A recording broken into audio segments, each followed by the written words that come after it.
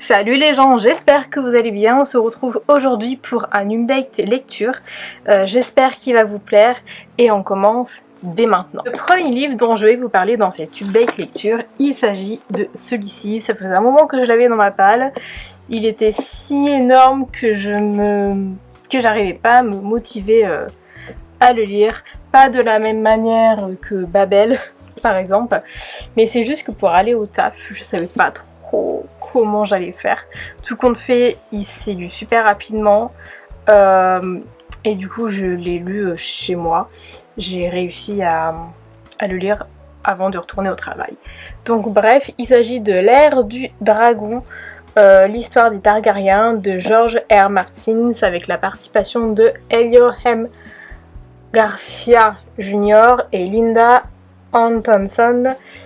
Et c'est aux éditions, j'arrive jamais à me souvenir des éditions de ces bouquins. Ah oui, voilà, de Hugin et Munin. Je sais pas si ça se prononce comme ça, mais voilà. J'avais déjà un livre de ce type qui s'appelle du coup Game of Thrones, les origines de la saga. Je vois, il est là-haut.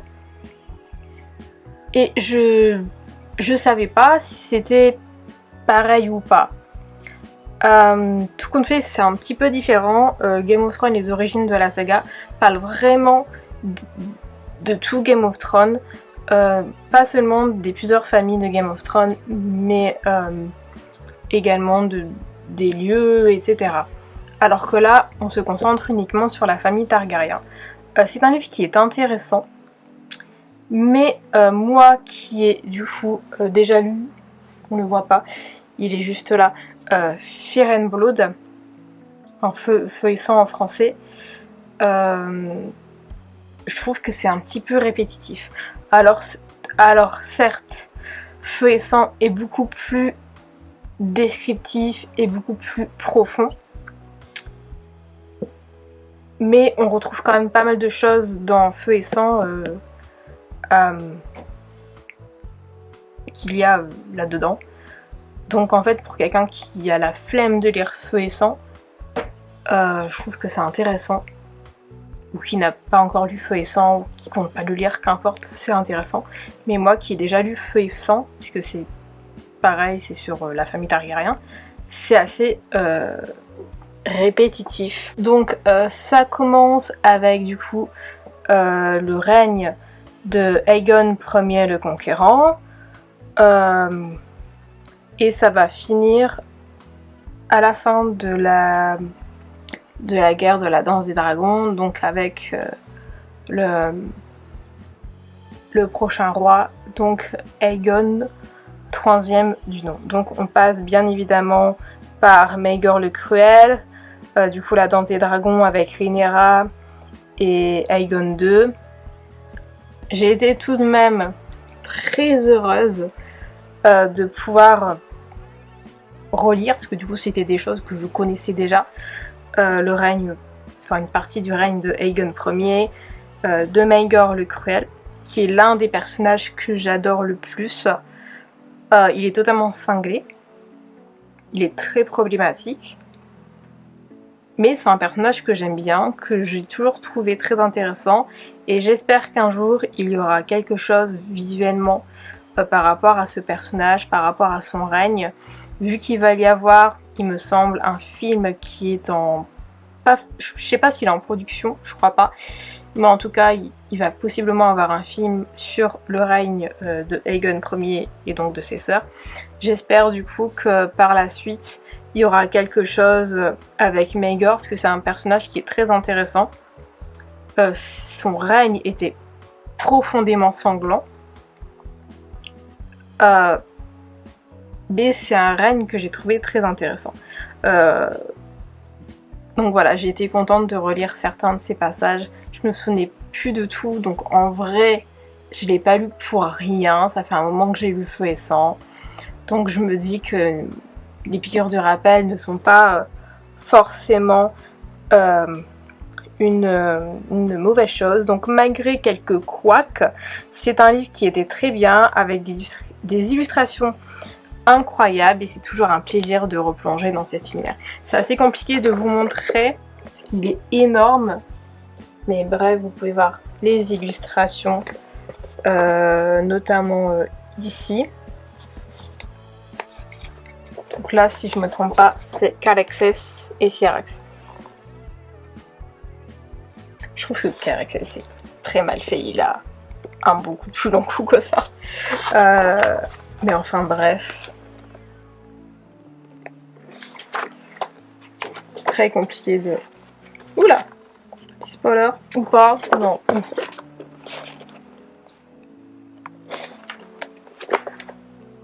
Bref, un très très beau livre. Je le garde tout de même. Mais c'est vrai que je l'avais vu sur les réseaux. Il y a beaucoup de gens qui disaient qu'il fallait l'acheter, il fallait le lire, c'était très intéressant. Alors certes, c'est très intéressant, mais si on a déjà lu Feu et Sang, franchement c'est très répétitif. Il n'y a pas de nouvelles choses, enfin en tout cas personnellement je n'ai absolument rien appris. Ça a juste été des piqûres de rappel, mais personnellement je n'ai rien appris. Tout ce qui est écrit dans ce bouquin, je le savais déjà. Voilà, mais ça reste un 5 sur 5. Quoique non, je l'ai noté 4 sur 5.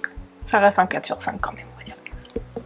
L'étoile manquante, c'est juste parce que je connaissais déjà les choses, donc je trouve que personnellement que ce bouquin ne sert pas à grand chose. Le deuxième livre que j'ai lu dans le cadre de cette update lecture, il s'agit bien entendu de La guerre des clans, donc de l'ombre à la lumière, du coup le nom de cycle 6, et du coup le tome 4, Péril Nocturne, du coup de Erin Hunter, est toujours aux éditions Pocket Jeunesse. Cette couverture est super jolie. Le fait que ce soit un chat gris qui est là, les yeux verts, me fait penser à Blue Jean. Mais c'est pas grave, on va faire avec. Petite citation que j'ai tout de même plus ou moins appréciée. Le clan du ciel est enfin à sa place, mais les clans ont encore des défis à relever. Ce que j'ai aimé dans ce tome, c'est du coup le clan du ciel, bien entendu. Le fait de trouver ou non sa place dans la société, leur société, là, généralement. Et aussi de voir autre chose que la vie au sein du clan du tonnerre. Là, on a pu voir un chat au sein du clan du ciel et ça a été une expérience que j'ai assez appréciée. Donc on a le clan du ciel qui dans ce tome, qui était quand même là, le début d'intrigue du premier tome, on retrouve donc le clan du ciel qui retrouve enfin une place en compagnie des autres clans, ce qui fait quand même plaisir puisque comme je le viens de dire, dans le tome 1, c'était ça, c'était retrouver le clan du ciel pour qu'ils réussissent à retrouver du coup à retrouver leur place. Enfin une place. Donc c'est fait, un petit spoiler, mais bon. Je vous parle quand même du cycle 6, donc voilà. Nous avons donc également une certaine hésitation avec un certain chat qui hésite entre un clan et un autre. C'est assez rare, c'est la première chose que je lis ça dans la guerre des clans.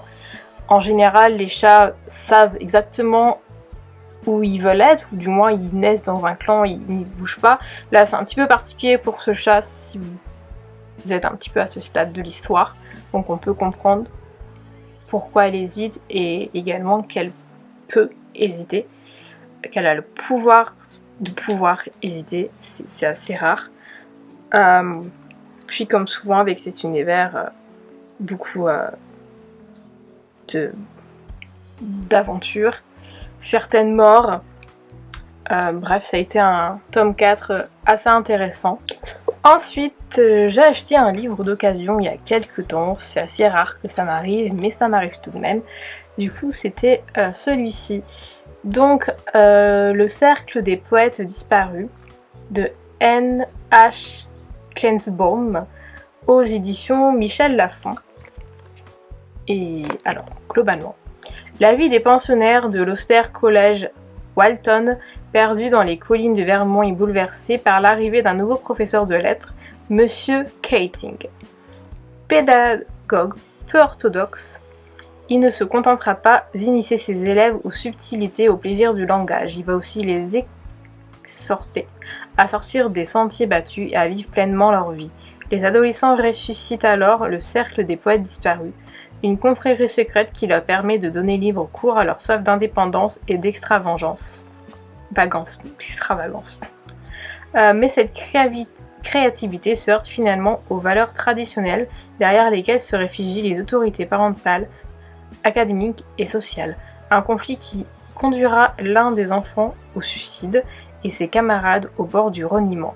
Refus du conformisme, rébellion entre les institutions, recherche de l'identité, autant de thèmes chers à l'adolescence et qui nous touchent au plus profond de nous-mêmes. Qu'avons-nous fait de ce rêve d'une vie extraordinaire?